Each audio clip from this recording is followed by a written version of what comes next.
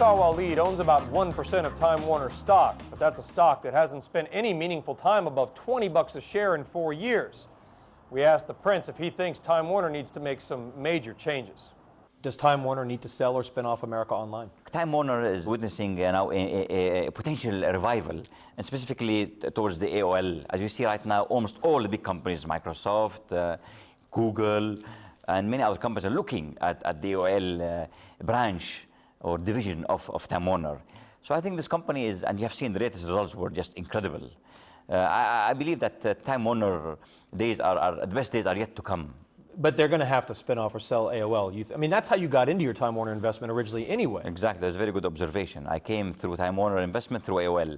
But I think when I met Mr. Parsons a year ago or a year and a half ago, I told him AOL is a jewel. It's a jewel that not many people are seeing it.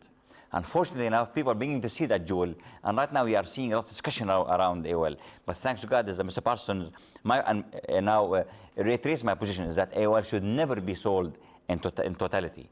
That if they never, never ever. This is the locomotive, the engine of Time Warner. There's no doubt about that in my mind. If they sell, they can sell up to 49% or whatever they want, but the majority has to be kept there. Why do you say that? I mean, AOL's the dial-up business has not done well. I mean, why is that the jewel of Time Warner? Okay, see, now you're in transition. You are moving now from the narrowband to the broadband. It's happening. And AOL eventually will depend more on the broadband situation when narrowband just diminishes and just evaporates eventually. So look, at the end of the day, the internet is going to fuel the growth of those companies. There's no doubt about that. What about the cable assets of Time Warner? Well, cable assets, that's important, but I don't think is the anchor. It's like America Online. There's no doubt that the old guard in Time Warner, the Time magazine, the publishing division, the Fortune magazine, all these things are important. But these are the heavyweights, the slow-moving entities that constitute the old Time Warner. But the America Online is the jewel that's going to come, and these days are coming already right now. Well, another pretty smart investor, a billionaire in his own right, Carl Icahn, thinks that management needs to make some changes at Time Warner pretty fast. Do you agree with Carl Icahn, and have you met with Carl Icahn? No, I have not met Carl. Have you called him? Icahn. No, I did not call him. I did not call me. My direct communication with Mr. Parsons and the Time Warner Board of Directors and management. See, when I invest in a company, I bet on the company and its management.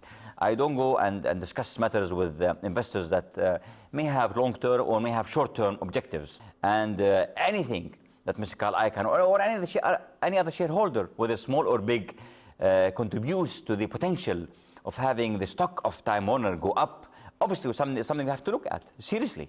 We are not anti-Carl Icahn, but we are pro-Time Warner.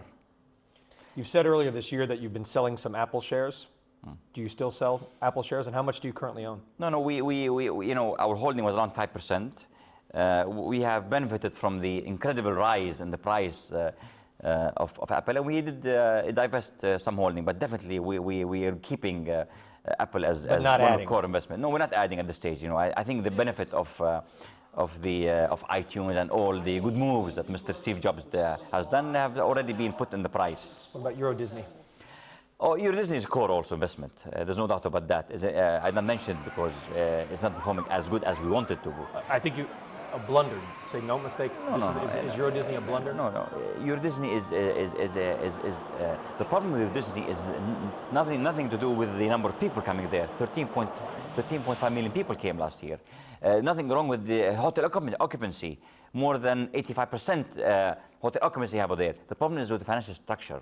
Too much debt. Exactly, that's the problem. Too much debt. So have you talked to Bob Iger, the new Disney CEO? We've talked to Eisner, we've talked to Iger, we met them, we refinanced it one more time, and we hope this is the last time we refinance it because we expect to get off cash flow to be able to repay the banks. How long can you hang on? Do you keep putting money into Euro Disney? You have to understand, we have refinanced it once, and then the second time, I believe this time will be the last time. So just where is the world's fifth richest man looking to put his money right now? We'll ask the Prince after the break.